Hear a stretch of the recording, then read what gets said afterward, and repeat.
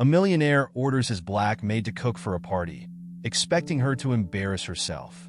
When the guests taste her exquisite cuisine, they realize she's a famous chef, and he's left humiliated. And if you cherish your family and love stories like this, don't forget to subscribe to our channel and avoid 10 years of bad luck. The morning sun filtered through the floor-to-ceiling windows of Michael Davis's corner office in downtown San Francisco. The space screamed wealth. From the Italian leather furniture to the abstract art pieces worth more than most people's annual salaries. Michael stood at his desk, scrolling through the guest list for tonight's reception on his tablet. His perfectly tailored suit moved with him as he paced, occasionally stopping to make notes. "Claire," he called out to his assistant, who appeared immediately in the doorway. "Come in. We need to review the reception details again." Claire entered with her tablet ready, her expression professionally neutral despite having gone through these details 3 times already today. She wore a simple black dress that seemed to fade into the background, exactly as Michael preferred his staff to appear. The guest list includes 4 tech CEOs, 2 venture capitalists, and that restaurant critic from the Chronicle, Michael said, his voice carrying the confidence of someone used to commanding rooms. "Everything needs to be perfect. Though with that new cook we hired, I'm not holding my breath." Claire glanced up from her tablet. "You mean Angela Smith?" "Yes, her." Michael waved his hand dismissively. "The one who claimed to have extensive experience. I've tasted her test dishes. Mediocre at best. But she was the only one available on such short notice after Jean-Paul backed out." Across town, in a modest apartment kitchen, Angela Smith stood examining her prep lists. Her small kitchen counter was covered with detailed notes and recipes, each one meticulously planned. The space was cramped but organized, with well-worn but carefully maintained equipment. A collection of spices lined the wall in matching glass jars, her most prized possessions. Angela ran her finger down the guest list, her lips moving silently as she counted portions. Her chef's coat, pressed and spotless, hung on a nearby hook. The weight of tonight's reception pressed heavily on her shoulders, but her hands remained steady as she reviewed her plans. She thought back to the interview with Michael Davis, remembering his barely concealed skepticism when she'd walked in. His eyes had swept over her dark skin, her simple clothes, making assumptions before she'd said a word. During the cooking test, he barely glanced at her dishes, taking the smallest possible bites before dismissing her with a wave. The sound of kitchen timers brought her back to the present. Angela moved with practiced efficiency, checking the marinades she'd prepared the night before. Each container was labeled with precise instructions for final preparation. She'd learned long ago that organization was half the battle in high-pressure cooking situations. As evening approached, cars began pulling up to Michael's mansion. The circular driveway filled with luxury vehicles, Teslas, Porsches, and the occasional Rolls-Royce. Security guards in dark suits directed traffic while valets rushed to open doors for arriving guests. Inside, Michael worked the room like a conductor leading an orchestra. His laugh carried across the space as he moved from group to group, shaking hands and clapping shoulders. He told the story of his latest successful investment to an attentive audience of tech entrepreneurs. "The key is knowing when to take risks," he explained, champagne glass in hand. "Like when I bought that AI startup everyone said would fail. Sold it 6 months later for triple the investment." The mansion's grand foyer buzzed with conversation as more guests arrived. Women in designer dresses air-kissed, while their male companions discussed market trends and startup valuations. The air was thick with expensive perfume and the particular energy that comes from gathering people who consider themselves the most important in the room. Michael periodically glanced toward the kitchen doors, his confidence in the evening's success warring with his certainty that his new cook would somehow embarrass him. He'd already prepared several excuses for potentially mediocre food, ready to distance himself from any failure. The first servers emerged with trays of appetizers, moving smoothly through the crowd. Michael watched them with hawk-like intensity, ready to intercept any signs of disaster before they could reach his guests. The evening was young, but already the tension between his public confidence and private concerns created a subtle undercurrent that only those paying close attention might notice. In the mansion's professional kitchen, Angela moved with quiet precision. Her hands flew over ingredients with practiced ease, each movement deliberate and efficient. The kitchen staff watched in subtle amazement as she simultaneously managed multiple dishes without breaking a sweat. The space, though state-of-the-art, felt different from the sterile showrooms Michael typically preferred. Angela had transformed it into a working kitchen, with the organized chaos of a professional operation. She pulled a tray of perfectly seared scallops from the heat, their golden crusts glistening. The aroma of herbs and butter filled the air as she began plating, her hands moving in fluid motions. Each plate became a canvas, though she kept the presentation elegant rather than showy. Years of experience had taught her that true luxury didn't need to scream for attention. "The first course needs to go out now," she instructed her team, her voice calm but authoritative. The staff responded immediately, falling into the rhythm she'd established during their brief preparation time. Despite their initial skepticism about taking orders from someone new, they quickly recognized her expertise. Through the kitchen's swinging doors, Sarah Thompson arrived carrying a portfolio case. Her artist's eye immediately took in the scene: the wealthy guests, the calculated displays of power, and the underlying currents of social hierarchy. She wore a simple but striking dress that complemented her dark skin, refusing to fade into the background despite the obvious expectation for service staff to be invisible. Making her way through the crowd, Sarah spotted Angela through the kitchen window. She slipped through the service entrance, careful not to disturb the well-orchestrated dance of servers and preparatory staff. "Angela," she called softly, staying clear of the busy cooking stations. "How are you holding up?" Angela glanced up from her plating, a brief smile crossing her face. "Sarah, you made it." She continued working as she spoke, her hands never stopping their precise movements. "I'm fine, just focusing on the food." Sarah watched her friend work, noting the tension in her shoulders. "Remember what Chef Marcus used to say? Let the food speak for itself. Your talent isn't something they can deny once they taste it." In the main room, the first proper courses began emerging from the kitchen. Servers moved smoothly between guests, presenting plates with professional grace. The initial reactions were subtle: raised eyebrows, appreciative murmurs, the pause in conversation that comes when people encounter something unexpected. A venture capitalist from Silicon Valley took his first bite and stopped mid-sentence. He looked down at his plate with newfound interest, then turned to his companion. "This is extraordinary. The balance of flavors." Similar scenes played out across the room. Guests who had been more interested in networking than dining found themselves distracted by the food before them. The usual hollow compliments gave way to genuine appreciation. Michael, making his rounds, odd fragments of these conversations. His practiced smile faltered slightly as he processed the unexpected praise. He'd prepared to smooth over mediocrity, not explain excellence. Looking toward the kitchen, his brow furrowed in confusion. "Who did you say prepared this?" asked a woman in a Chanel suit, her voice carrying across the room. "It's remarkable." Michael hesitated and used to being caught off guard. Yes, well, we have a new chef who's helping out tonight." He kept his tone dismissive, trying to redirect the conversation to safer topics. In the kitchen, Sarah helped Angela put the finishing touches on the main course while maintaining a steady stream of quiet encouragement. "They're raving about the food out there.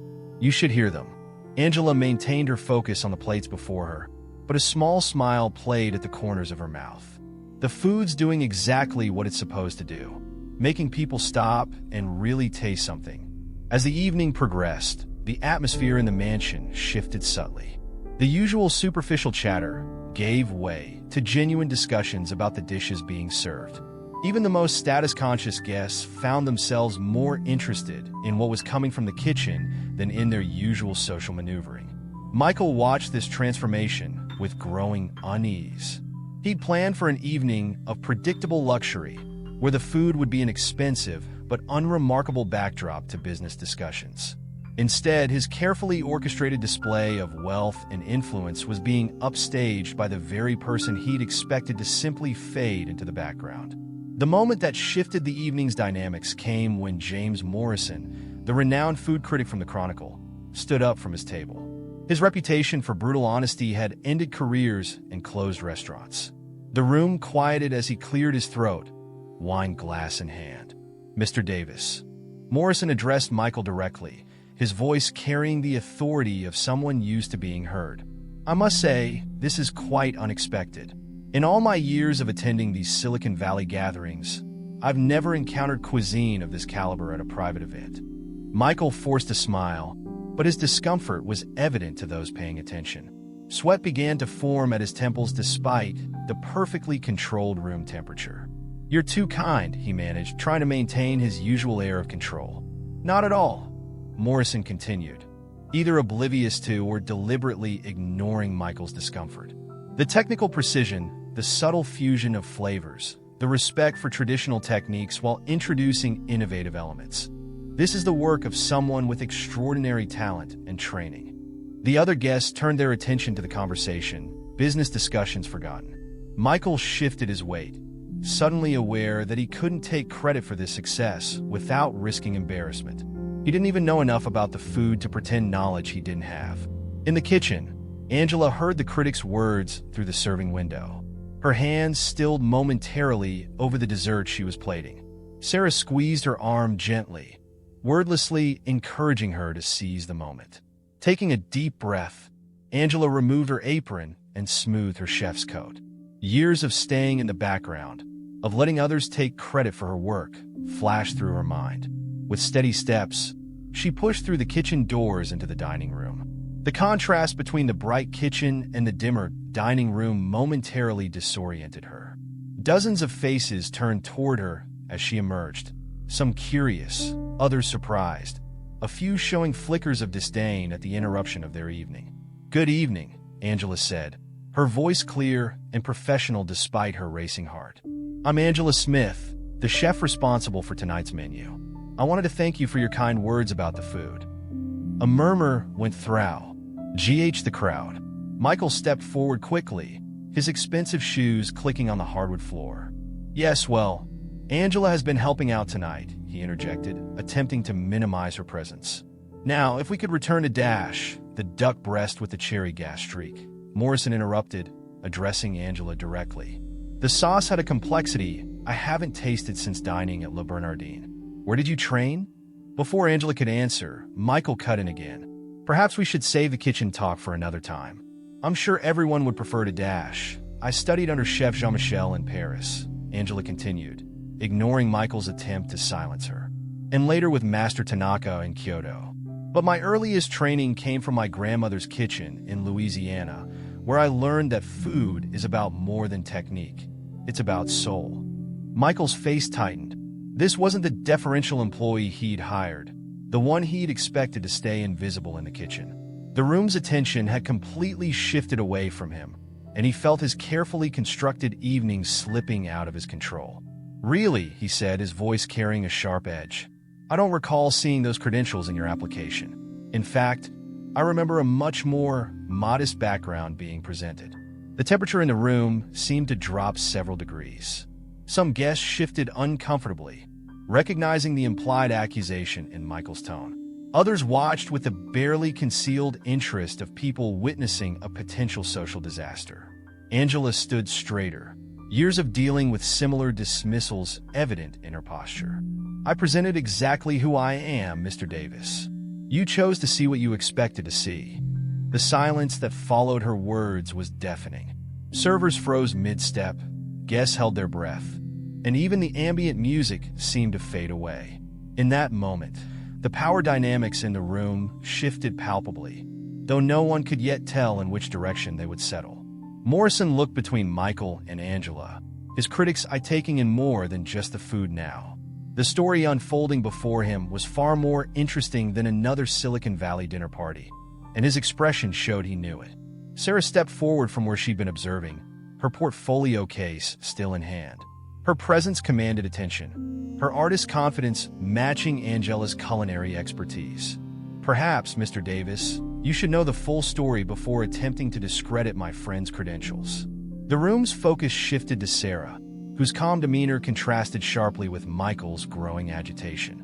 She moved to stand beside Angela, their solidarity evident in their shared stance. 5 years ago, Angela owned one of the most acclaimed restaurants in New Orleans, Sarah continued, her voice steady but charged with emotion. Le Bayou Nouveau. The waiting list was 3 months long. Food critics from across the country praised its innovative fusion of French technique with Southern soul food. Michael's expression flickered between disbelief and concern as he realized he'd miscalculated badly. Several guests nodded in recognition of the restaurant's name, including Morrison, whose eyes had widened slightly. "I remember that place," Morrison interjected.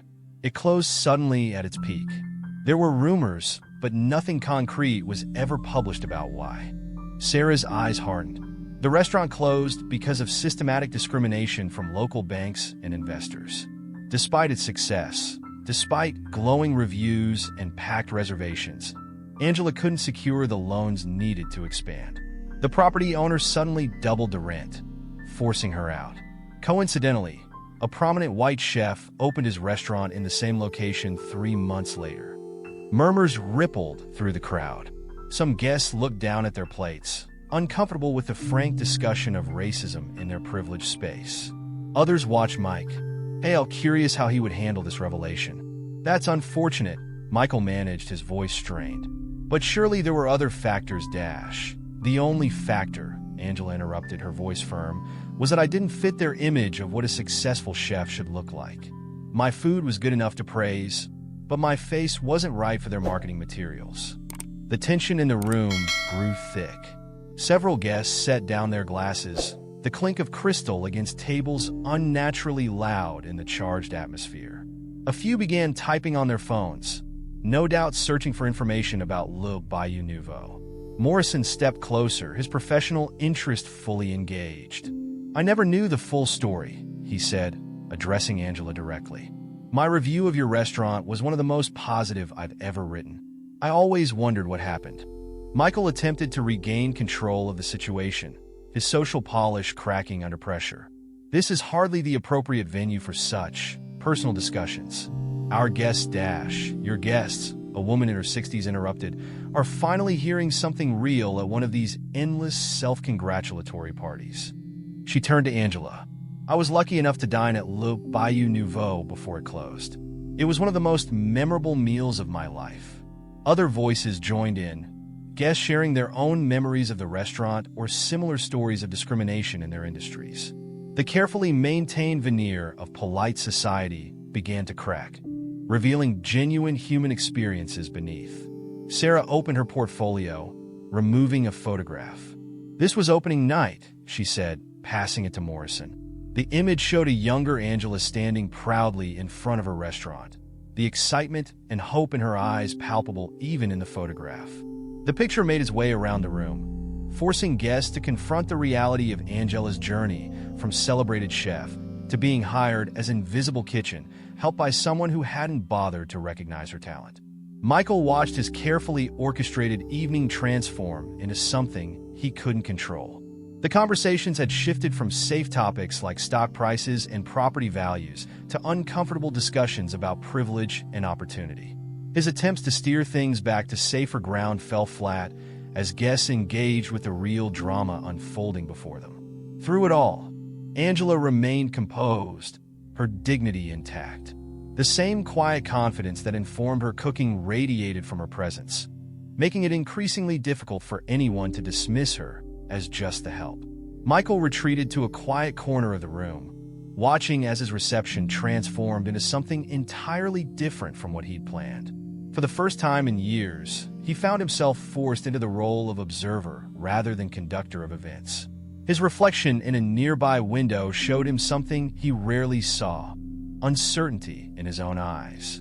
The conversations around the room had evolved into genuine discussions about opportunity and access in various industries. A tech CEO mentioned her own struggles as a woman of color in Silicon Valley. A venture capitalist admitted to unconscious biases in his funding decisions. The artificial politeness of high society gave way to authentic dialogue.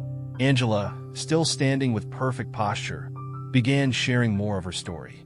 "After losing the restaurant, I could have given up," she said, her voice carrying naturally across the now attentive room. "But cooking isn't just what I do, it's who I am. So I started again, taking whatever jobs would let me work with food, building my reputation one meal at a time." Sarah added, while continuing to mentor young chefs from disadvantaged backgrounds, teaching them not just cooking techniques, but business skills too.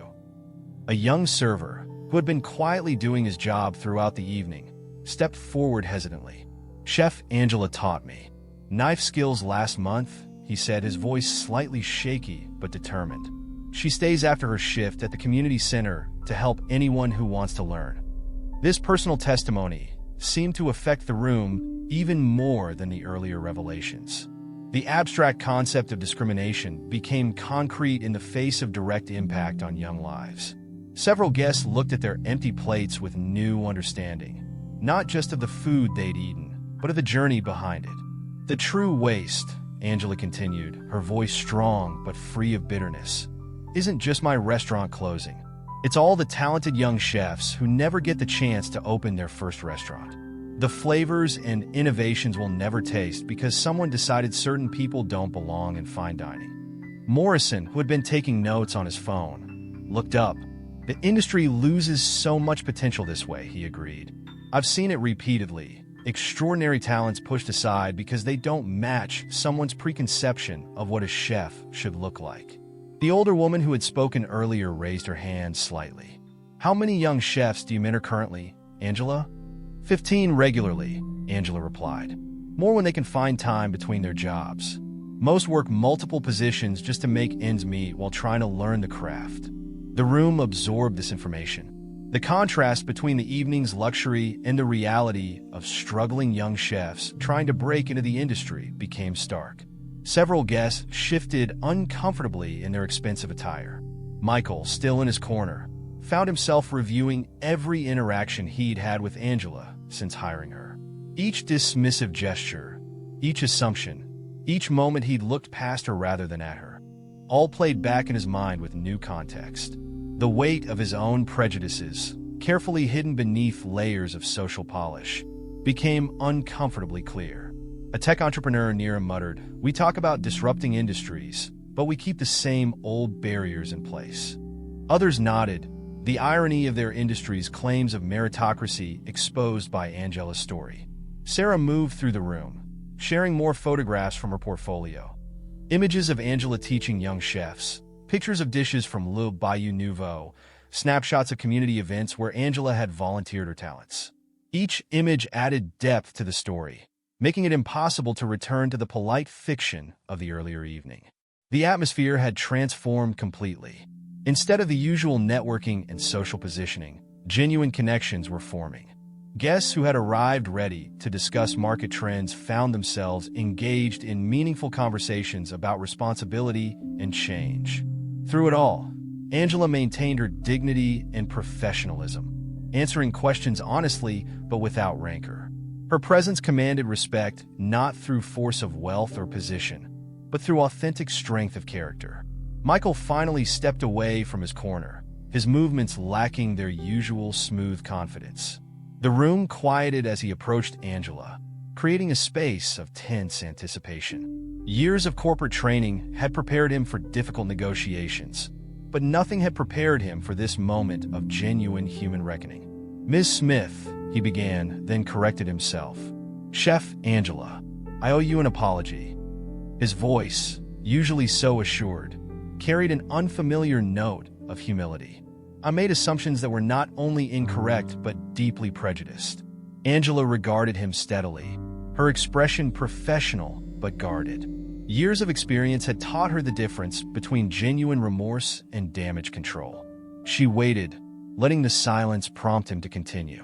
"I'm sorry," he added, the words seeming to cost him something. "Not just for tonight, but for every interaction since you started working here. I failed to see what was right in front of me."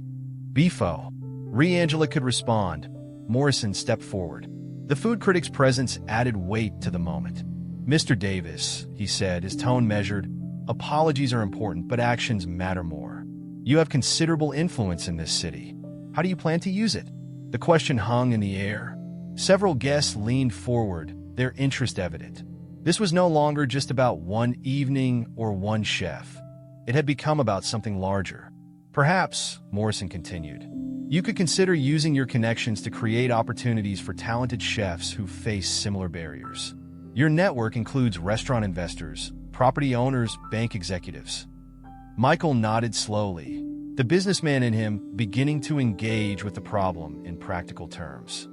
Yes, I could, but I wouldn't want this to seem like a publicity stunt or dash. Then don't make it one, Angela interrupted, her voice firm. Make it real. Create opportunities based on talent, not appearance. Judge chefs by their food, not their faces.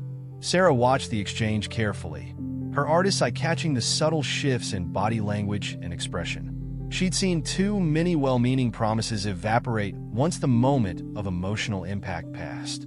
A venture capitalist who had been listening quietly spoke up. I'd be interested in discussing a fund specifically for underrepresented chefs. Something that combines capital with mentorship. Angela's expression remained cautious. She'd heard similar promises before, had watched them dissolve into committees and consultations that went nowhere. Any initiative would need to have concrete goals and real accountability, she said. Not just good intentions. The room absorbed this challenge. Several people who had pulled out their phones were now taking notes. The evening's unexpected turn sparking genuine engagement rather than just social media fodder. Michael stepped closer to Angela, lowering his voice slightly. I know you have no reason to trust me, he said, but I'd like the chance to prove this isn't just talk. Would you be willing to help shape whatever we create here? Your experience, both good and bad, would be invaluable. Before Angela could answer, another guest spoke up. If we're serious about this, we need to address the systemic issues too. It's not just about funding, it's about changing the culture of the industry. The conversation expanded, becoming more practical and detailed. Guests who had arrived expecting an evening of shallow networking found themselves engaged in serious discussion about creating real change. Business cards were exchanged not for social climbing, but for follow-up meetings about concrete initiatives. Through it all, Angela maintained her professional demeanor, neither fully accepting nor rejecting Michael's attempted amends. Her experience had taught her to wait and see, to judge by actions rather than words, no matter how eloquent those words might be. The evening had become something none of them had expected, a moment of potential transformation. Whether that potential would be realized remained to be seen, but the energy in the room had shifted from superficial luxury to purposeful engagement. Michael, perhaps sensing that mere apologies weren't enough, moved to the center of the room. His business instincts took over, though tempered now by his recent humbling experience. Ladies and gentlemen, he announced, his voice carrying its usual authority, but with a new note of purpose. I'd like to propose something concrete. The room focused on him, though the attention felt different from his usual commanding presence. He was no longer the unquestioned authority in the room. Now he had something to prove. I propose establishing a mentorship program for young chefs from underrepresented backgrounds, he continued. Not just training, but a complete pathway to restaurant ownership. My company will provide initial funding of $5 million. A murmur and tea through the crowd. The amount was significant enough to show serious intent, but Angela's expression remained skeptical. She'd seen too many well-funded programs that serve the donors' publicity needs more than their stated beneficiaries. And how exactly would this program work, Mr. Davis? She asked, her voice carrying years of experience with broken promises. Who would make the decisions? Who would ensure the money actually reaches the right people? Michael hesitated, clearly not having thought through the details. For once, his usual quick responses failed him. The room waited, the silence growing uncomfortable. Perhaps, Sarah suggested, stepping forward, the program should be led by people who understand the challenges firsthand, people who've faced these barriers themselves. Several guests nodded in agreement. A tech CEO spoke up. We could create an independent board, majority led by experienced chefs from minority communities. Keep the funding separate from personal control. Angela watched these exchanges carefully, noting who seemed genuinely engaged and who was simply following the room's energy. Her years in the industry had taught her to read people as carefully as she read recipes. I have something to ask you all, she said, her voice cutting through the discussion. How many of you have ever had a chef of color cook for you before tonight? Not at a casual restaurant, but at a high-end event like this? The silence that followed was telling. A few hands raised hesitantly, but most guests found themselves confronting another uncomfortable truth. Before we talk about millions of dollars in grand programs, Angela continued, let's talk about the opportunities right in front of us. How many of you host events like this? How many make hiring decisions? How many invest in restaurants? Michael shifted uncomfortably, but to his credit, he didn't try to deflect. You're right, he acknowledged. We need to start with our own behaviors and decisions. A woman in business attire stood up. I'm on the board of 3 restaurants downtown. We're currently looking for a new executive chef for one of them. I'd be very interested in reviewing applications from qualified candidates you could recommend, Chef Angela. More concrete offers began emerging. A real estate developer mentioned available restaurant spaces. A bank executive spoke about reviewing lending criteria. The vague concept of doing something started taking specific shape. Throughout this, Michael watched Angela carefully. I understand your skepticism, he said quietly during a lull in the conversation. But I'm serious about making this work. Would you consider helping to design the program? Not as an employee, but as a partner. Angela's response was measured. I'll need to see more than good intentions, Mr. Davis. Show me the actual structure. Show me how decisions will be made. Show me how you plan to ensure this isn't just another PR exercise. The guests began circulating a sign-up sheet. Not for vague support, but for specific commitments. Each person listed what they could concretely offer: space, funding, mentorship, connections. The evening had transformed from a social event into something resembling a planning session. Real promises were being made, with real reputations at stake. The question hanging in the air was clear.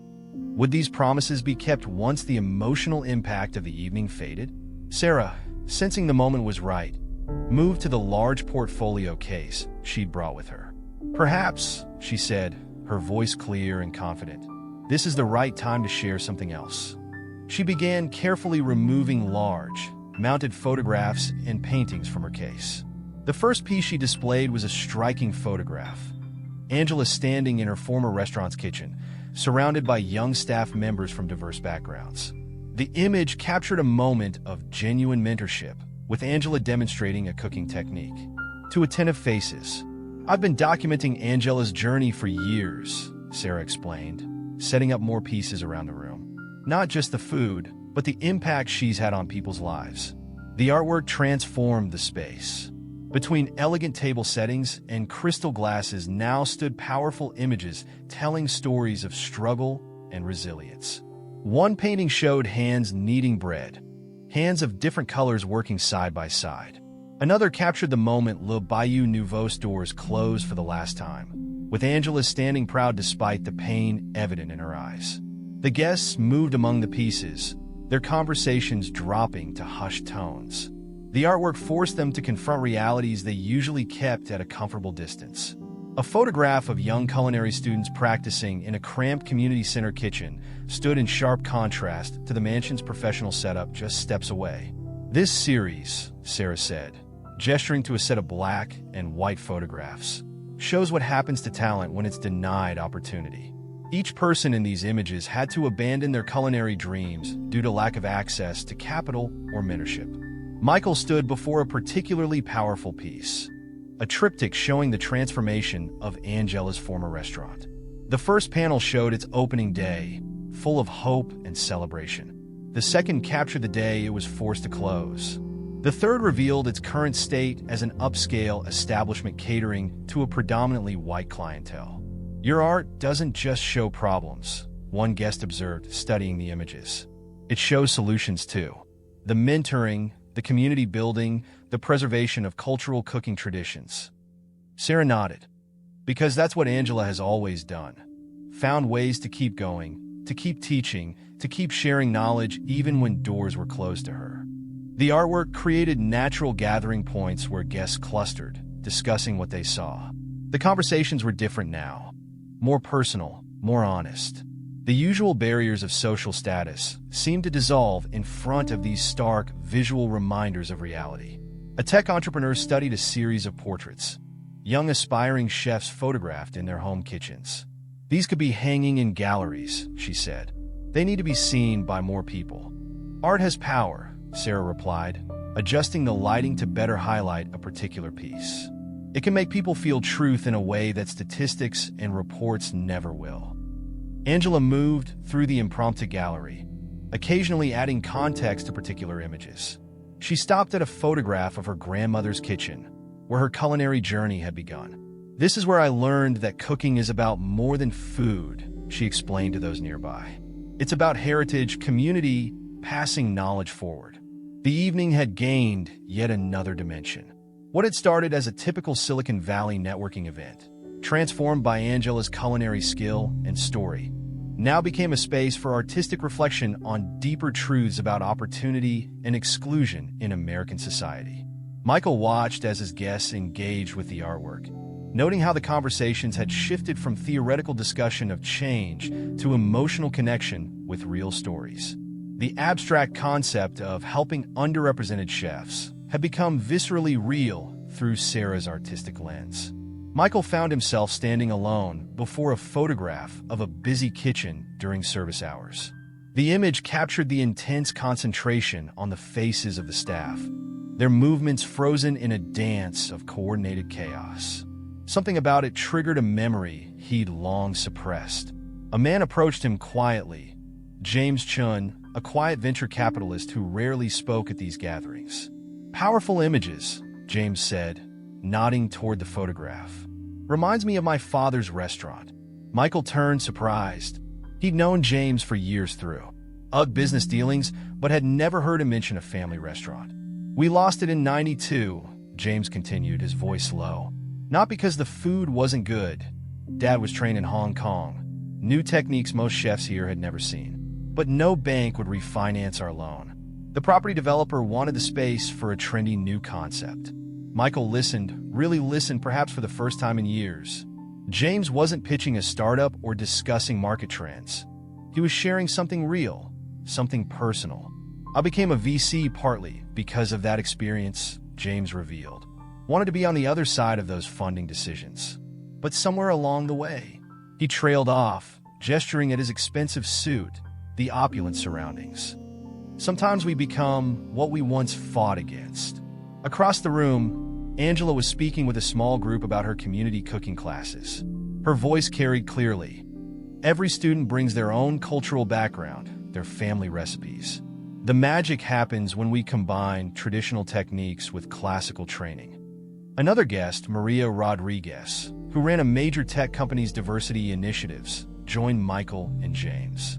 "You know," she said, "my grandmother was famous for her tamales in our neighborhood. She tried to open a restaurant in the '80s. 3 different banks told her there wasn't a market for authentic Mexican cuisine in that area. She laughed quietly. Now there's a chain restaurant they're selling $18 artisanal tamales." Michael felt the weight of these stories settling on him. He thought about how many times he'd dismissed people's backgrounds, focused solely on their ability to fit into his vision of success. How many talented individuals had he overlooked because they didn't match his preconceptions? A young server who'd been quietly refilling water glasses paused nearby. Michael noticed him watching Angela with obvious admiration. "Do you know her?" Michael asked, surprising himself with his interest. "Yes, sir," the server replied. "I take her community classes twice a week. Been saving up to go to culinary school."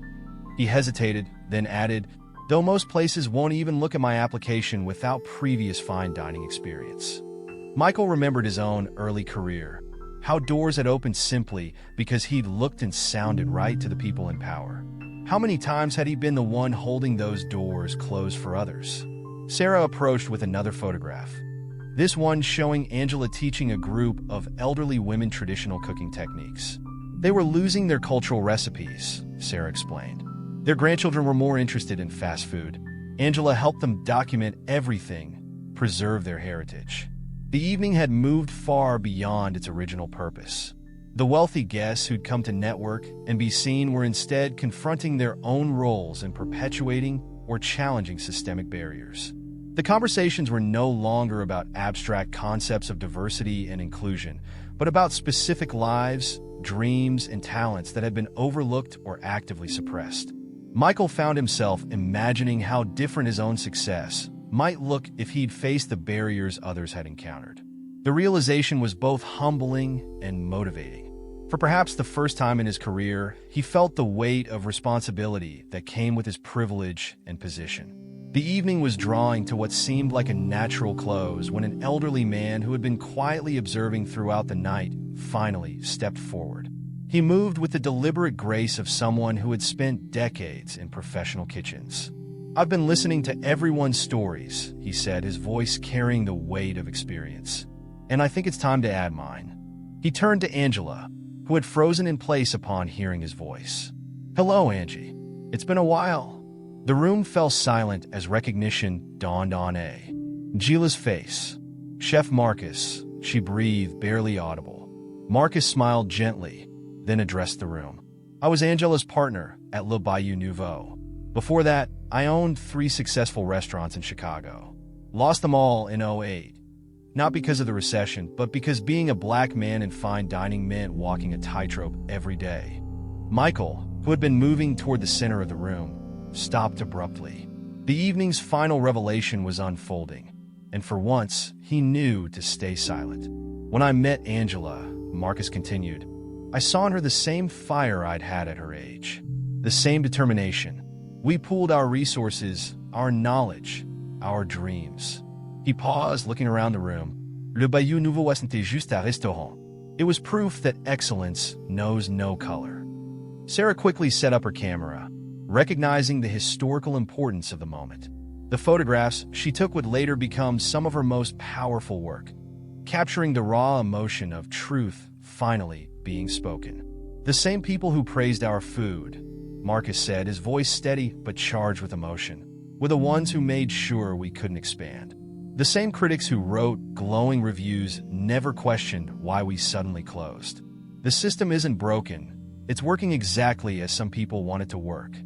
Angela moved to stand beside her former mentor and partner. The dynamic between them spoke of shared battles, shared losses, and an unbroken spirit of resistance through excellence. Michael stepped forward, his face showing the impact of this final revelation. "Chef Marcus, Chef Angela," he said, dropping all pretense of authority, "I want to do more than apologize. I want to make it right." A murmur went through the crowd as Michael continued. "My company owns the building where Le Bayou Nouveau used to be. The current lease is ending next month." He took a deep breath. "I'm offering you both the space, rent-free for 5 years, to reopen your restaurant. Complete creative control. No interference." The room held its breath. Angela and Marcus exchanged a look that contained years of history. "And what makes you think we'd trust that offer?" Angela asked, her voice firm but not hostile. "Because," Michael replied, "I'm not just offering the space. I'm offering to make you both majority partners in a new venture. Your expertise, your vision, your rules. My resources and connections would be at your disposal, but the decisions would be yours." Marcus studied Michael carefully. "And our community training program would be built into the business plan," Michael answered, "along with scholarships for promising students, apprenticeships, and real career paths." The energy in the room shifted as guests began adding their own commitments to Michael's offer. The venture capitalist who had shared his family's restaurant story pledged seed money. The bank executive promised expedited loan processing with favorable terms. The tech CEO offered to create a digital platform for managing the training program. Angela finally spoke, her voice clear and strong. "We'll consider your offer, Mr. Davis. But understand this. If we do this, it won't be just about one restaurant. It will be about changing the entire system." Michael nodded, understanding at last. That's exactly what it should be about. As the evening drew to a close, the gathering had transformed from a simple dinner party into the beginning of something much more significant. The wealthy and powerful guests left with more than good food and wine in their memories. They left with commitments to action and a new understanding of their role in either perpetuating or dismantling systemic barriers. The final image of the night, captured by Sarah's camera, showed Angela and Marcus standing in Michael's kitchen. their posture reflecting both hard-won wisdom and cautious hope for the future. The photograph would later hang in the reopened Le Bayou Nouveau, a reminder that sometimes transformation comes from confronting uncomfortable truths and choosing to act differently.